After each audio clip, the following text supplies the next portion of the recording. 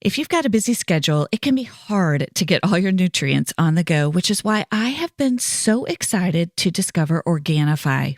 Organifi makes it easy to fill your life with more nutrition using delicious superfood blends.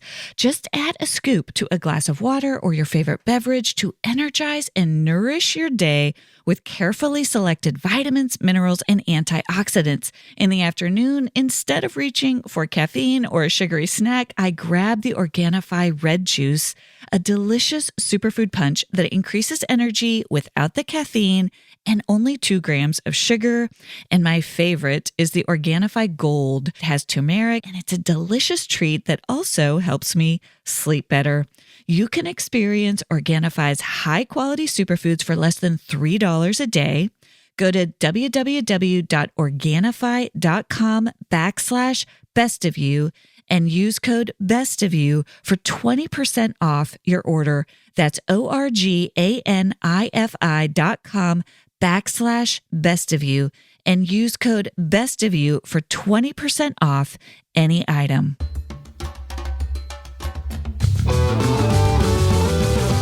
Hey everyone, I'm Dr. Alison, and I'm so glad you're here to discover what brings out the best of you. This podcast is all about breaking free from painful patterns, mending the past, and discovering our true selves in God. I can't wait to get started as we learn together how to become the best version of who we are with God's help. Hey everyone, welcome back to this week's episode of the Best of You podcast, where we are going through the 7 P's of managing perceptions, the ways that parts of us try to get us to cope, try to get us to show up in our lives that keeps us from authentic connection with others, with God, and with parts of ourselves that need our attention. And today we're going to talk about a performer part. This is that part of you that can shapeshift, that can play different roles, that is adept at getting the job done. It might be a part of you that achieves, or it might be a part of you that just knows how to get the job done and knows how to show up in whatever way is necessary in order to earn the approval, earn the affection of other people. And my guest today to talk about this performer part is a new friend of mine, Toni Collier. Toni is an amazing woman who's the author of a brand new book called Brave Enough to Be Broken. And she's also got a very adept performer part of her that did a lot to help her survive and almost got the best of her. Toni is a coach, and she's the founder of Broken Crayons, Still Color, an international women's ministry that helps women process their brokenness and reclaim hope. And before we get started with Toni, I wanted to read you a few of these quotes from her new book that really stood out to me, and I just loved because they fit so well. They align so well with everything we talk about on this podcast, right? That we have to trust God. We want to turn toward God in everything we're doing, especially in this work of healing. And we also have to equip ourselves with the tools that God gives us. So here are some quotes just to get started before I bring Toni on. In the past, I would plead for God to take away the pain. Today, I pray for God to be with me in the pain as He and I journey toward hope. Another quote, I believe that Jesus is in the valleys with us. But even more than that, He wants to give us every tool to claw our way out. He's smart. And because He is the creator of all and is working through and in everything, not only is He spiritually present with us in every moment, but He's also giving us the practical tools to live redemption out day by day. I just love that Toni in this book offers real spiritual wisdom as well as practical tools of how she dug herself out and how you can dig yourself out too. So with that, Toni, welcome to the Best of You podcast. I'm so glad you're here. I'm so grateful to be here. And I'm so excited to dive into the hard things and bring Jesus in it too, you know? You are just so open, right? And that's a big part of your path toward healing. But I want to just start a little bit at the beginning. In Brave Enough to Be Broken, in the very first chapter, you write, I hadn't even begun to process the childhood wounds that dug deep into my performer's heart. Mm. It started with taking care of your mom after she'd suffered a massive stroke when you were 8. And immediately, of course, my therapist, I was like, what do you mean by performer's heart? Tell us a little bit more Yeah. about that performer part of you that, from what I read, stepped in really legitimately, had to step in, but then got a little extreme. You didn't, you were young. So tell me a little Yeah. bit about what you meant by that. When I first started my counseling journey, my counselor recommended a book called The Performer's Heart, and I started to dive into it. And I was like, "Man, this is me." Essentially, what was happening was, and this is probably going to get just like a little intense real fast. But what was happening was, yeah, my mom was so sick. She had a massive stroke when I was 8 years old. She was paralyzed on her left side. We found out she had a blood clot. She lost her large intestine. I mean, really life threatening things. And because my father went into overdrive at work and he really started to just kind of hide in his work, and my brothers went to drugs and all the things, it was just me and my mom. And so there were moments where if I didn't know how to drive my mom to the doctors, she may have died. And so now I'm growing up with this idea that if I don't take care of something, that if I don't lead something, if I'm not the one that shows up, then the things will die. That's how extreme my body was processing it. Is I have to be in charge. I have to do it. I have to protect everyone or they'll die. And so what happened was obviously that leaked over into all of these other areas of my life. Also wanting to make my dad proud, because if I did really well, if I performed really well, he would show up. He would come back. He would say he's proud. He would leave work to come to my cheerleading competition or my acting competition. And so there was just this like ping pong of like, I'm performing to make sure that everyone stays safe and alive. I'm also performing for attention, for someone to just look at me and say, we're proud of you. We see you working so hard to keep everything afloat. And obviously that then manifests, into college, and then it leaked over into ministry.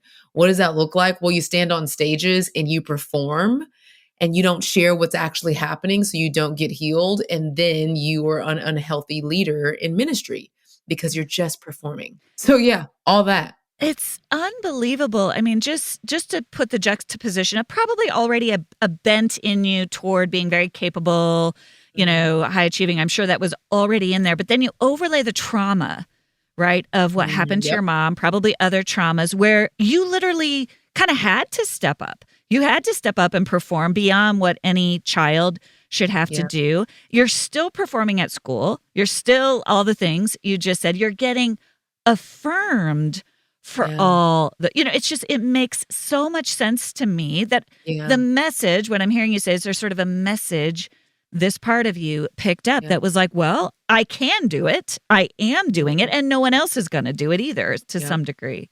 Oh yeah, 100%. And no one was taking you aside, Toni, and saying, this isn't your job. Or, it sounds like there wasn't really anyone stepping in. Yeah, I think that's what I would say hurts the most. When I'm in counseling, when I'm processing with my counselor, the thing that like gets that frog up in my throat, gets my little eyes to tearing is the question, like, where was everybody? Where were the school counselors? Where were my other family members? And of course, where were you, God? Right? Mm-hmm. In my deepest, darkest moments, I'm like, at the beginning of my healing journey, I was like, God, where were you? Why weren't you protecting me? Which then manifested into the lie that God doesn't protect you. When all along, he actually was right there, protecting me from so many things and bottling up every single one of my tears. His witness was not the question. It was, well, what do you do when everyone around you is not with you? How do you reconcile that? And it was tough. So tough. Yeah, it's like you have I talk a lot of time about spiritually strong. We have all the belief in God, but absolutely no one. I mean, we still need the skills, the tools to learn how to live that out. Now, the sense I get from your book, Toni, without spoiling it for anybody, just the vulnerability that you share in the book is you go between, and I talk about this a lot in Boundaries for Your Soul, you kind of go between this overperforming, overproducing, getting the job done, all the things on one hand, and then numbing, which makes sense. Let's shut it down, right? Like, because those tender, vulnerable, sweet, young parts of you were not getting the care that they needed. So tell me a little bit about that. How did you, at what point, like, I'm sure that's not a conscious choice. Gee, I'm overperforming. So golly, let's numb it down. Like, how Yeah. did that happen? Like, if you kind of put yourself back in young Toni when you started numbing, I don't know if there's a story that comes to mind or a first moment where it was just like, were you conscious? I mean, reading your story Mhm. now, it's like, of course you did.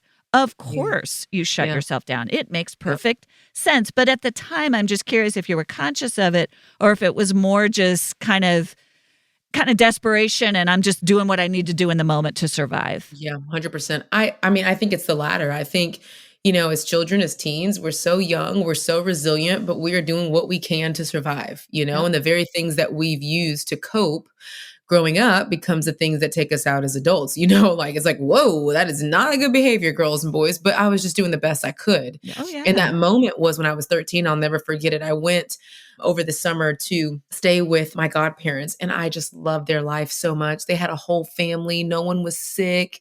They had these fun things that they did. They went to basketball games and football games, and all their kids were able to be kids. And so, Mm, of course, when you catch a glimpse of that, it's almost like a mirror to your pain. You're like, darn it, like, oh, I want my life to be like this. mm, And I did not want to go home at all. I mm, remember returning, and that was the first time that I'd really fallen vulnerable to a much older guy in high school who was very sexually manipulative for my entire freshman year in high school. He would just perform these sexual acts on me until I lost my virginity at mm, 13 in my bedroom when my parents were gone. And it was the first time I think that I had found something to numb with. And it was just mm. like this, escape that sex had that gave to me. And he also introduced me to marijuana and drinking. And so that just added to the numbing. I look back now and I'm like, yeah, it was that summer when I experienced a whole family or, what looked like a whole family. And I just got so sad and I didn't want to feel that anymore. And so that's when I started numbing. Absolutely. That makes so much sense, right? The juxtaposition is Yeah.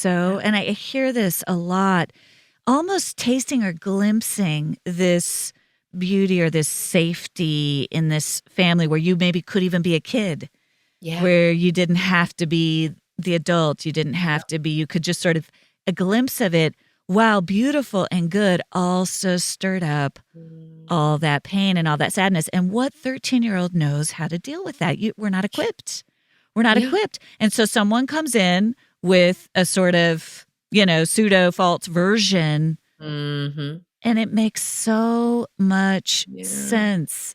I kinda like what you said about, a 13-year-old not being equipped, and what I'm excited about in this book is that I think we have a lot of adults that aren't equipped either.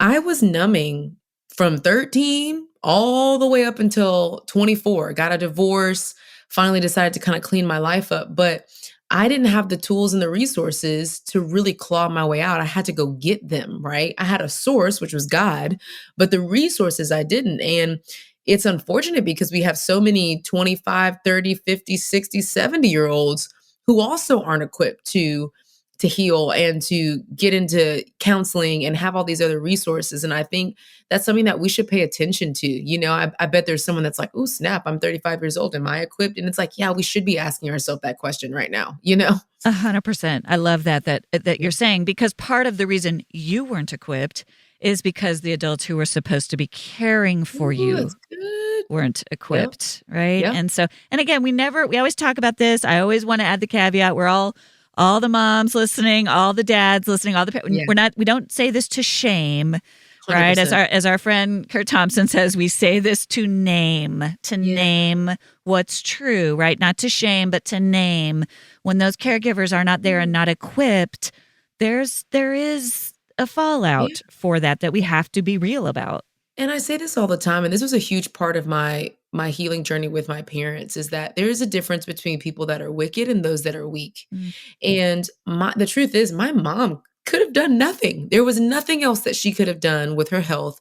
It was not her fault that she got sick, that she had all these medical issues. There was nothing else she could have done. And for my dad, when I started healing from, things in my past with my father, I realized that he had never had another example of parenting than, his dad and his dad, and so I think that's so good, Allison. Like, we've got to give people the grace to be imperfect as we all are.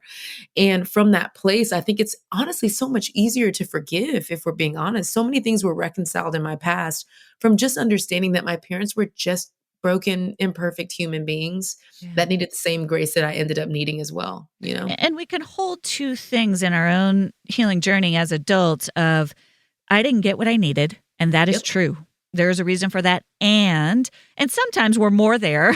Sometimes we go Yeah. through phases of anger, we go through phases Yeah. of, and that's valid. And then we kind of get to this point of, and here are the reasons that I didn't get what I needed. And, it sounds like you've done a lot of that work.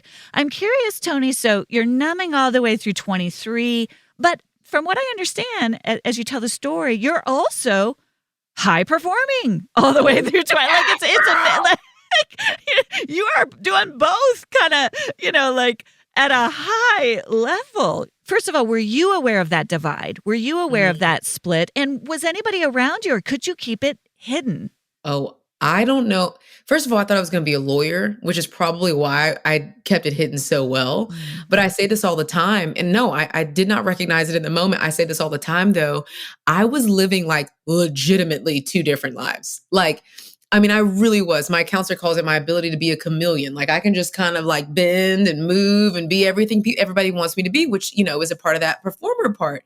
And I was 16, I graduated high school, but I was also literally sneaking out of my parents' house, stealing the car, going to smoke weed, like all this stuff. I was captain of the cheerleading team. I was in the debate team, thespian society as an actress. I was winning awards and setting records in high school because, again, there was this back and forth of I got to make my dad proud. I want him to say he's proud so bad. So I got to fight, fight, fight. But the only way for me to have the strength to endure, to actually push forward, is to numb all the painful parts. Like, they cannot come in the room because they're going to freaking destroy me. And so I just, push them all underneath the rug. And unfortunately, as you know, and we should all know, you leak until you implode. Okay. And then you explode.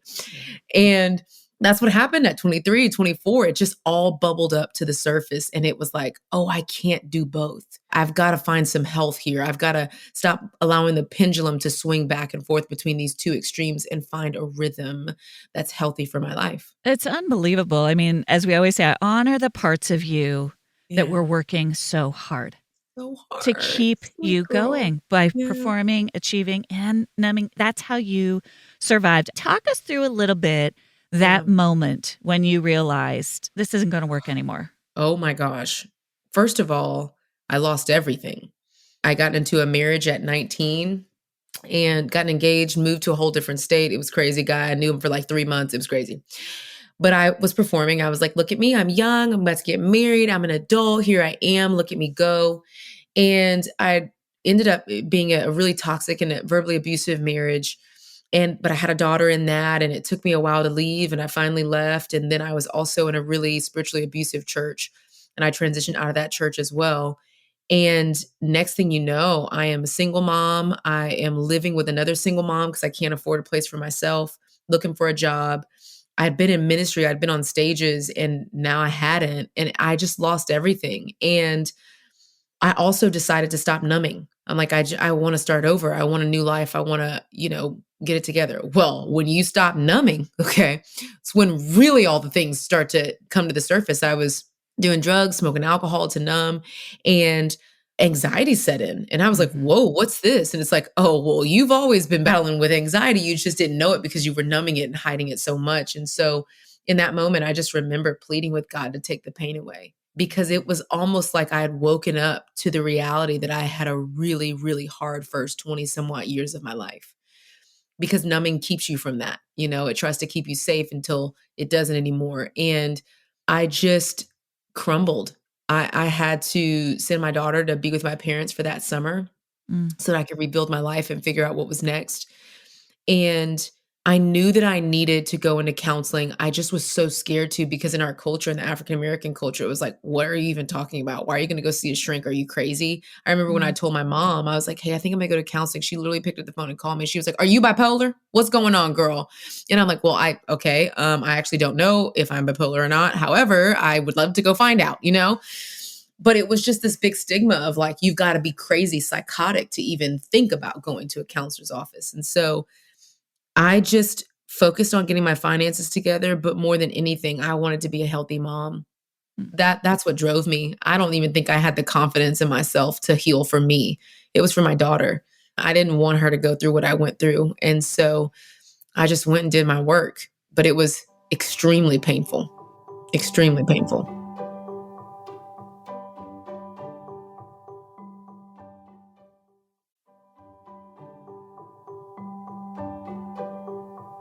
I just want to say, Toni, the word brave, the fact that brave is in the title of this book, I just have tears. I mean, the performer part of you that was so Mhm. bravely taking care of your mom, that was so bravely showing up at school, getting all the stuff done.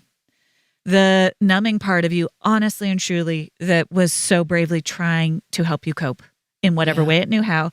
But honestly, then just what you just described, the bravery to go, I've got a little girl and I got Mm. to stop. Here's what I love. You say this in the book, and it just blessed me, and I want to read it. You say, you prayed, please, please take the pain away.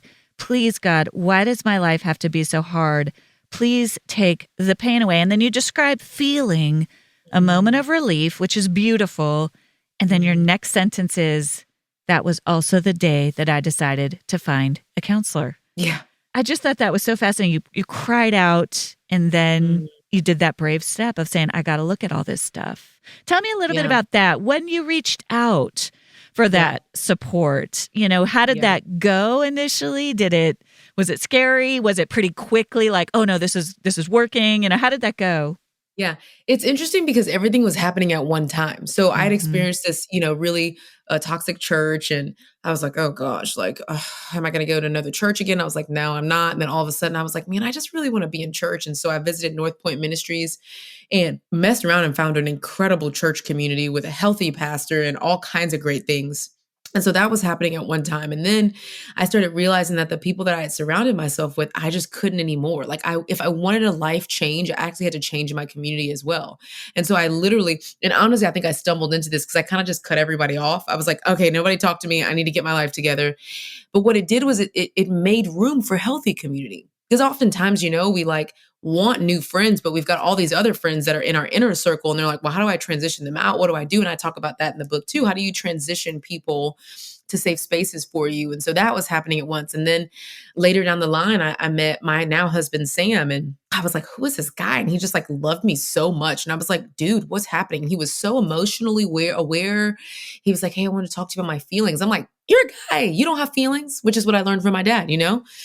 All of it was happening at one time. What was great about starting to experience healthy community, a healthy church, a healthy boyfriend was that it was a mirror that showed me that what I had been doing wasn't healthy. And I think for many of us, that's what really helps. When we start to pursue health, it starts to overflow in all areas of our lives. And then it starts to show the very things that you're battling with. And that's what was happening. Like, as I sat in a counseling office, no, it wasn't cute at first. As a matter of fact, I went up in there with my arms crossed and I was like, what you gonna do, girl? Okay. And she's like, tell me your whole life. And I give her like my whole little story and I spit it off all fast, like nothing's happened at all. And she's like, are you okay? I was like, "Yeah, I'm fine. Yeah, what do you mean? Like, I'm good to go." I was very standoffish. I felt very unprotected, and then I realized that I had a part to play in counseling. If I wanted to actually heal, then I needed to open up. And again, it was because I had friends now that were like, "Oh, I went to counseling and I've got this homework I got to do." And I'm like, "You do your homework? Like what?" It's like, "Yeah, you actually need to go and do your work like outside of the counseling office." And I was like, "Oh, okay, I'm going to do that." And so it's just this process of all this revelation and witnessing healthy people and just owning it for myself. Mhm. I love that. I want to pause on, there's a couple things you said in there. Again, first of all, just this partnership, right? Yeah. With you doing the work and obviously with God. But there's a couple words you said that I just want to pause on because I love it. You said stumbling. You said, I'm stumbling around, stumbling my way. I happen upon this church.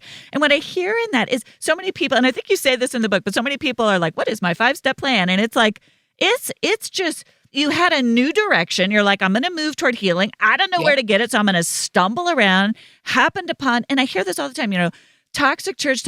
Oh my golly, this is a healthy church, but it's just like, there's some health here. There's some health in this man that I'm dating. It's messy, that process. And I really appreciate that you're kind of, you're saying I was doing a lot of different things at once. I just knew I had to change.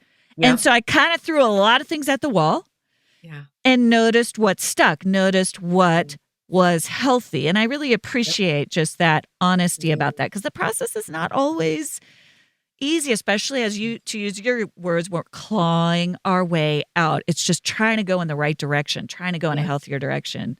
Yeah. I love that you bring that up too, because that was kind of the reason why I even started my women's organization, Broken Crown Still Color, because healing isn't, we know this, we've heard the quote, healing is not linear. It's this weird, windy, tight squeezed, process. And I really wanted to try a little bit to put legs to some of this healing stuff. It's, a roadmap, if you will, of what I did, because I know that there's people out there that's just like, I don't even know how to find counseling. I don't even know what it means to have a healthy friend. I don't know what boundaries are. I don't know how to put those up and have those hard conversations. And I just think it's good to have a roadmap. It's good to have a 1, 2, 3 step. But just like you're saying, if you're just going towards hope, I just believe that you'll get there. Yeah. If you're just I just want a brighter day, I want to do better. If you're humble enough to say, I'm not getting everything right. I've contributed to some of these situations. I've contributed to some of my pain. I've been a victim maybe in the past, but I don't have to stay a victim. Those hope-filled, statements and declarations, I think we'll get there. I really do believe that. And it can be messy. I love it. I love what you're saying. Even with the boundaries, I talk a lot to people about scripts and how to do it and how to say it, and it's all helpful. And then sometimes there's a part of me that's and just do it the best you can. And sometimes we do it real sloppily. Sometimes we, it's okay, especially when you're at rock bottom. You just figure out how to get out and get out. It's not always pretty. And you can always go back later and kind of, if you need to. Hey, you didn't say that right. So sorry for that. Yeah, right. Hey. If that person is someone who was worthy of the, they'll be there in the long run. If they weren't, then. Now, I want to just touch a couple more questions. I want to touch on. Now, you're a speaker, you are an author, you've had another baby, you're married, you've got all this stuff going on, you got this organization, that performer part of you, right? How do you keep that part of you in a health? You're clearly an incredibly capable woman. It's a gift, it's a talent, it's beautiful. How do you keep that part of you in check, so that you're also making sure to stay in balance, stay in touch with the ongoing work of healing and the hard things that we continue to face in life? Yeah, absolutely. This was a real journey because performer was deeply in me. It was in the fabric of my being. The first step was, I remember starting Broken Crayons Still Color for the first time. And it was just a one-man show. It's just me, a blog. I'm doing my thing. And literally a month after I started it, I started to feel the Lord say to shut it down. And I was like, oh, no, sir. Oh, no. You're not about to embarrass me out here. Okay, I have started something. I've got my name on it. I don't know what you're talking about. He's like, shut it down. And I submitted to that. And not only did he say shut it down, but I also took a break off of social media. Now, before that, if, people can scroll all the way down on my Instagram, I was posting pictures of me on stage and look at my life now and look at who I am. Highlight reel all the way. After I took a 3-month break off of social media, I came back and I realized that I was healing. I was doing a great job, but I had really just refocused the performer. The performer before was in a really toxic marriage and, just pretending that it wasn't happening. Now, I wasn't pretending more than I was just glamorizing. I was just showing this very beautiful part, this now redeemed, still coloring part of my life. And the Lord was like, sweetie pie, like nothing is wasted. You have not walked through all of that for nothing. And so what I started doing was anytime I would post on social media, I would put it in my notes first. So I call this method like slowing down on the highway. So, when you have to get off on the highway and you're about to pass up your exit, the one thing my mom always told me is don't try to speed to the exit if you're about to miss it. Slow down, get over, give yourself some time, etc. Slow down. I slow down now in everything that I do, in the way that I lead, in the way that I parent. I have to slow myself down. And I write my captions in notes and I pray over them and I think about it. Is this about me? I ask myself really hard and honest questions. Is this about me? Or are we trying to perform? Or is this pointing people to Jesus? Is this really authentic? Or what are you doing here, sweet girl? Are you just trying to be somebody that you're not? And it's that way in my whole entire life. One of my sayings that we have in our organization is we don't get ahead of God, because it is when we get ahead of God, then we're performing out of our idols, out of our own confidence, all the things. And so it's just a lifestyle of slowing down, of asking God, of being certain that I'm doing it out of the overflow of who I am. It's a breaking up with balance, like having 100 tabs open versus marrying priorities. Where am I right now? And I think that's just awareness. I think is probably what we call it. Just knowing myself. I know what it feels like to perform. And so if I start to drift into that, I got to check myself and slow it on down and shut it down. I love that. What would you say, Toni, to that young, I don't know whether she's 8, 13, or 23, that young. Look, we already cried about this, Alison, so I know I'm strong now. Okay. What would you say to that young performer part of you now? Yeah. I think I would just tell her 2 things. I would say, number 1, God is kind. That means a lot to me because I grew up thinking God was this big, mean God, and that he was at the end of the tunnel saying, you have to get it right before you have access to me. When now I know that he's really the God that's lighting up the tunnel to get me through. And 8-year-old Toni, 13-year-old Toni, even 19-year-old Toni needed to know that God is really, really kind. And our friend Dr. Kurt Thompson says this as well. Like, sometimes it's not even like the things that we go through, the brokenness that we go through, the grief that we have to carry. It's the pain and fear of doing it alone. A kind God is with you. And I just think I would tell her that. And then I would also say to her, if you didn't do another thing, if you didn't do another thing in the world, you are so worthy. And as simple as that is to hear now, like now I don't even think it would impact me because I'm like, dang right, I am worthy. I am worthy. But 9-year-old Toni needed to hear that. No one told her that. No one told her that she didn't have to perform for her worth. And I would tell her that. I love that. That's beautiful. What would you say to another woman right now who is feeling at the bottom of that pit and desperate to start clawing her way out? I think the one thing that I have been saying here recently is giving yourself permission to feel the pain and to be right there in that valley. I think that people can mistake this idea of being brave enough to be broken for like, put your superhero cape on and go and do the hard thing no matter what.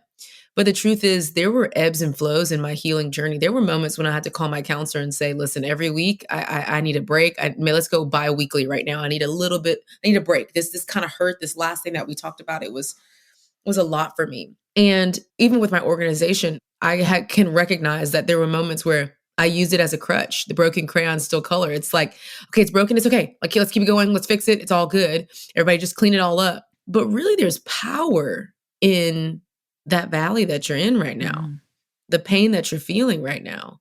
And there's grace for it and there's patience for it. And so I would encourage that person right now to be in that valley, but know that we're not going to leave you there. God's not going to leave you there. There are mountains of hope to claw your way to, and it is worth it. It is worth the work. And so I just want us to, just the kindness, just balance it both. I love that. I love that. The valley is painful, it's hard, and it is a season. It's not forever. And I love that, like almost kind of to the slowing down. And even just being able to name that you're in it is part of the movement toward healing. I also I want to underscore what you said about the pacing that you needed to do with your therapy. You get to say, every week is too much for me. I need to slow it down, or I need to, I love that you had the courage to say, I got to go at my own pace here. Yeah. And I'm not doing the work. And I want to tell people, we talk a lot on here about, even therapists, can push or like try to get you to do, you have to advocate for yourself and say, 100%. I'm in it, I'm doing the work, and this is the pace that's working for me right now. So I really appreciate that you highlighted that. All right, Toni, I just so appreciate you. Question I ask all of my guests, 2 questions. One, what or who is bringing out the best of you right now? Oh, can I be honest? My little 4-month-old is. The way he even looks at me and like holds on to my hair, like there is just like this tenderness that I think babies give that just reminds you that you can still be tender to as an adult and like vulnerable and not able to feed yourself, like he just reminds me that like I can do that too. Like I can just like lay and not be able to hold my head up, and I just think that's just such a beautiful picture of like, who God is, just the God that made our little heads all wobbly and we can't even hold our neck up, and just so innocent and fragile. And he's just like, I've got you in the palm of my hand. So my little 4-month-old is like doing a work in me right now. I love that. That's beautiful. Yeah. Beautiful. And what needs and desires are you working to protect? Oh, this is good because I am literally in a season right now where I'm planning out my next year and I've got to put some really hard boundaries around my time. One of the things that's been a consistent in my life is that everyone said, oh, you have so much capacity. Like you have so much capacity. And I'm learning now that just because I have a lot of capacity doesn't mean I need to use it all. Right? Like there can just be a season where we're just running on 60%. Now it's not to say the 40% ain't there. Okay. Because I will crush it if I need to at 100%. However, I think I'm starting to convince myself and really believe that even 40% is okay. It's okay. I'm only going to do 40% this week. And so, yeah, that's like, I want to get to a place where I can really protect that I need rest and I need the freedom to not fill up and not be a performer all the way to 100% all the time. I love that. You're setting some gentle boundaries with that performer part of you for the good of the all of you. Yeah. And I love this idea. We talk about it all the time on here, this idea of creating some spaciousness, some space for margin is kind of what I hear you saying. Like, I don't, just because I can, doesn't mean I have to. Just because I can, doesn't mean I should. Yeah. So I love that. Tell people where to find you, how to look you up, and all the things. All the things. So it's Toni J. Collier on everything. ToniJCollier. The book's called Brave Enough to Be Broken. I love it. You can order it anywhere where all the books are sold, all the things. And yeah, that's what's happening. Well, thank you so much for being here today, and thanks for sharing your story so bravely. It's going to help a lot of people. Thanks, Alison. Dr. Alison. Thanks for having me. You're awesome. Thank you for joining me for this episode of The Best of You. Be sure to check out the show notes for any resources and links mentioned in the show. You can find those on my website at dralisoncook.com. That's Alison with 1 L, cook.com. Before you forget, I hope you'll follow the show now so that you don't miss an episode. And I'd love it if you'd go ahead and leave a review. It helps so much to get the word out. I look forward to seeing you back here next Thursday. And remember, as you become the best of who you are, you honor God, you heal others, and you stay true to your God-given self.